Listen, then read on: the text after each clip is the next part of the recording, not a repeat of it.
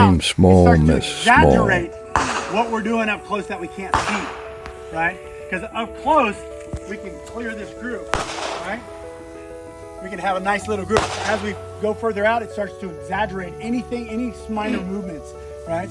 So anticipating recoil down here, a little bit of pulling that trigger just a little bit too fast, but that's a good score, 221, not bad. If you slow that trigger press down, I guarantee you all of this right here will start to come up into here. Slow everything down. When you're training and practicing, I want you to almost do everything in slow motion, right? I'm not a big fan of having lasers on your guns. I mean, in the military, we use them for different purposes. I get that. But as a defensive tool, I don't like it. But as a training tool, phenomenal. Put a laser on there, put a bore sight on there, and keep that laser in the hole, in your grounding hole in your wall socket as you're pressing that trigger. The laser is going to tell you how much you're moving. It'll yell it at you, right?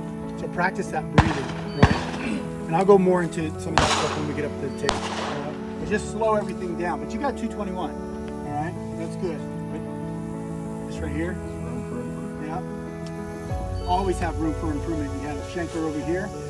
This could have been, you had just a little bit, not enough trigger finger on the trigger, and as you press the gun, you kind of went left, and that's what happens when, if you're right-handed and you have too much finger on the trigger, it's going to be over, right?